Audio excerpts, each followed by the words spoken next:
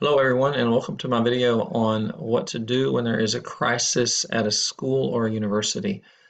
I am not really differentiating a whole lot between what type of school it is we're talking about. So I know the title of the chapter is schools and universities, um, and we'll make some differentiations possibly, but it's kind of a moot point because most of what you're doing is going to be same no matter where you are. There's going to be some obvious details that will be different in different settings. One example would be in a university settings. Many times you're going to have an armed security force on campus, versus in a school, you're not necessarily going to have an armed security force. You might have one armed police officer. You might have one unarmed police officer. And I know that that's been a big deal in politics and a big, there's a handful of schools in the United States where there's um, select administrative staff that are able to carry a weapon to help stop some kind of a violent attack. So, but I'm not. This is obviously not the place to get into whether you agree with that or disagree with that. But it's okay to have both positions, and maybe that's something we can discuss in class. Um, so I write here again. We're not talking about precise definitions. We're talking about elements of definitions. At least that was my wording. I don't think that was a textbook's wording, but nonetheless, here we go. We're talking about a crisis, definition of crisis. So temporary event, so something that happens and stops happening, right? So it's not an ongoing long-term thing. Um, People experience fear, helplessness, shock, horror sometimes, and it takes a more. It's just not it's big enough and bad enough to where it takes a little work. It's extraordinary action. It's not just okay, back. We'll see y'all tomorrow. We're going to be all good. No, you're going to have to do some stuff to restore some sense of security and safety, both physically and psychologically. It actually can be something that happens off campus. So it could be a group of kids get in a fight and somebody ends up getting killed, or somebody kills themselves. And it could have happened over the weekend or in the evening or off campus, and nonetheless, it's still um, a school crisis. It's something that brings chaos, and there's obviously varying degrees of chaos, but nonetheless, it brings some level of chaos. Disrupts not only actual safety and stability, but a sense of safety and stability in the school community. I love it when I misspell something. Sorry about that. And it exposes people to a threat, real and imagined. So, in other words, if it's a crisis, there was a real threat, but there's also imaginations run wild. There's imagined threat beyond the real threat, oftentimes. Loss and traumatic stimuli. So, in other words, exposure to traumatic events, seeing, and again, especially the more gore, we talked about this with suicide, same deal. With the more gore you see, the worse, the more traumatized the person is going to be, which is traumatic stimuli. And it takes away people's sense of power and security. So we walk around with a sense of I have some level of personal power and some level of control. It may be a facade, but we, for the most part, I think it probably is. But we have some level of sense of power and some level of sense of general safety and security. Most of us do. Now, if you are in a foreign country, and I've known people who have said, yeah, I grew up with bullets flying around me and lucky to get a few grains of rice and a little sip of water. Um, so, okay, that's the whole, they don't have a sense of safety and security on a normal and regular basis. But most people in my immediate audience for this purpose probably does have a sense of that. Okay. Um, Once a crisis happens, there's a lot of things that need to happen. And there's a lot of things that schools are uh, the demands are pretty intense. It's very serious that, and I use the word must provide, right? So we've got to get information out. We need to tell the community what happened. We need to tell the community who was affected. We need, at the appropriate timing, we need to report on the amount of death, carnage, hospitalization, injury, the types of injuries, the people. We need to be careful in terms of protecting people's identity. You don't just come out and send out a big communication saying, "Oh, Joe and Susie died in this," no, and then you got to be a little more um, professional than that. Um, People need to really feel like you're shooting straight with them, like you're really telling them. I don't know if you've ever been in a situation in a company and something goes on or something goes wrong. And it's just like policy change or something. I'm not talking about a crisis, just something happens and the leadership gets up and talks and you're just sitting there saying to yourself, wow, you're saying a whole lot of words and you're not telling me a thing. If we were live, I'd say, how many of you have experienced that? Raise your hand. I certainly have many times. You probably have too. See, that's not feeling informed. Yeah, they got up and addressed the group, but they did not inform you. They really didn't give you any real information. So obviously, within reason, there's going to be you don't get up and say, yeah, Billy's throat was cut and he laid writhing on the floor for 15 minutes in a puddle of blood before he died. I mean, that's not what I mean when I'm talking about detailed information. But you just can't be too vague. Well, something happened, but we're not sure exactly what, and some people were hurt, and we don't really know how bad. We think somebody might have died, but we're not sure. And it's like, no, no, no, no, no. Do we need to tell people what happened, when it happened, how many casualties there are, and how many injuries there are? And that's super important. The school works very, very hard to restore safety and stability very quickly, as much as possible, and as quickly as possible. The school's response there's got to be a plan. There's got to be organization. You are going to be evaluated on the other side as to how you did. There's just no question about that. And there's a huge a continuum of how well and how poorly institutions will do when it comes to dealing with a situation like this. And the ones who do well are the ones who have a plan and who work to stick to the plan at least as much as possible. I get it when chaos happens. It's like the plan is to try to stay alive right now. Well, okay, that's fine. But let's get to our plan and actually carry out our plan as quickly as we can. Um, let's see. Um, the when we say prevent other crisis from stemming from an original crisis, what we mean by that is this could be one example of that is suicide. So when there's a suicide, there's a chance that there will be another suicide, and so we want to do things to help prevent that from happening. Okay, so 4 phases of a crisis plan are mitigation and prevention. So we want to really, ultimately, obviously, we want to try to prevent problems from happening. And the next several slides are going to be going through these 4 in much more detail, and that's really the rest of our talk today. I say much more detail, at least a little bit more detail. The textbook's going to go into way more detail than I do, so certainly read these sections. So preparedness has to do primarily with having that plan and having people knowledgeable of the plan, right? If you've got the administration has a plan, but the employees have no idea what it is or where it is. Like, where's this plan? Like, can we physically have a piece of paper with the plan in our hand? Like where's the plan? So it needs to be there and available to people and people trained on it and know about it.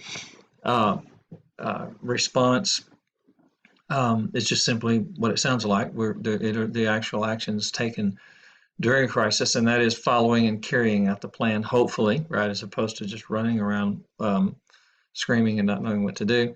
And then recovery, once things settle and you're on the other side of the crisis, then you're working on how do we recover from this? How do we go on as a community and a school community and uh, get back to learning and normal everyday life? And that may take months or years, and we're going to talk about that again in a little bit.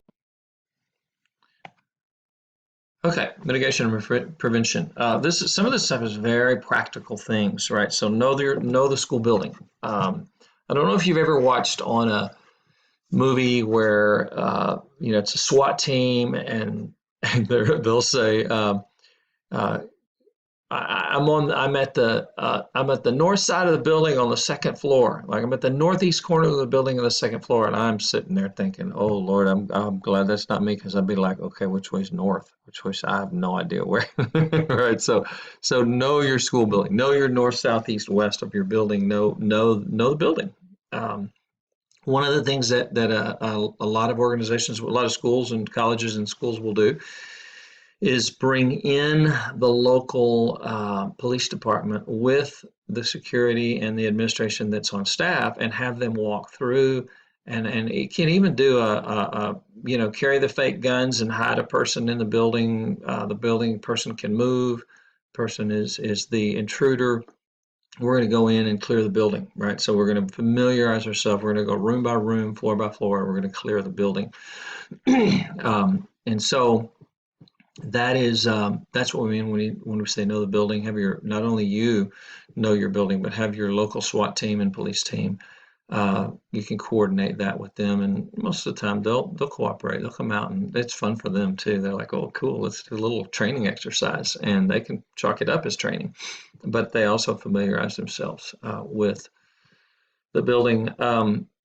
What are the potential situations in your community? So, for example, do you live in Tornado Alley? Is there a chance there'll be a tornado?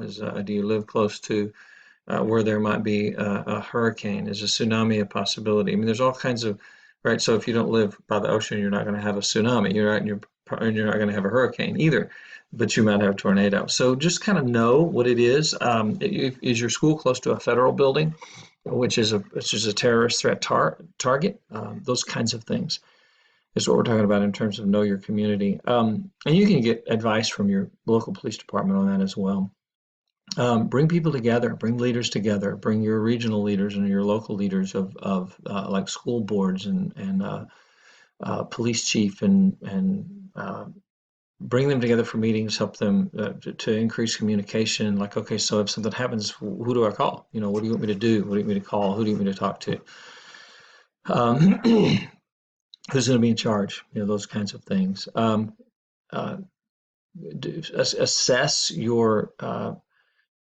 the safety of your school on a regular basis. And this would be preventative before or during or right after a crisis happens. In other words, if there's multiple shooters and we've gotten two of them, but we don't know if there's three or four, then we're still not safe. So we're assessing that as we go. Once if there's a bomb's gone off in the building, then the building is not safe because structurally, right, it might collapse or there's rubble or sharp edges or whatever, right? So it's literally just sometimes it's just very, very, very common practical stuff that we're talking about. Um, and also establish clear lines of communication. So in other words, you don't want, well, in today's world with our iPhones, everybody's going to be shooting out all kinds of information. It's going to be just crazy. The kids, right, in the school are going to be saying all kinds of stuff, which is a little disturbing, if you will. Can be problematic.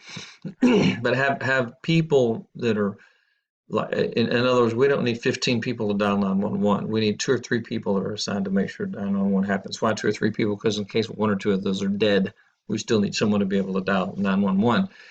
We need a lead person that can go to that person and say, "Did you call 911?" "Yes, I called 911." "Good, they're on their way." And you're giving them some information. Is it a fire? Is it all the windows are blown out and we don't know what happened? Is it there's a shooter that whatever it is that's going on, that the information is given. Um, have a plan and everyone know the plan. We already said that. Have a crisis team. So you're going to have a team of people, usually led by the principal of the school or the president or one of the vice presidents in a university. And you're going to have everybody's going to have very clearly defined roles. Know what to do and when to do it and how to do it. FEMA comes up with a list of steps that need to be implemented. I'm just going to touch on a couple of them. Um, trust your leadership, make sure that, and that's part of your training. You need to say to people, look, you need to trust us. When we're barking out orders and it's a crisis, you need to do exactly what we say, period. Not, well, I think it'd be better if we, no, shut up and do what I told you to do, period, end of discussion, right? That's what needs to happen in a crisis. Now, if it's wrong, then we can sort that out later. Um, but for the most part, you need to be able to trust your leadership. Certainly, if when and or if law enforcement shows up, you trust them and you follow their orders precisely. If they tell you freeze, don't move, you freeze, don't move. If they tell you run now, you run now. Right? I mean, just whatever, whatever they tell you to do, you do it.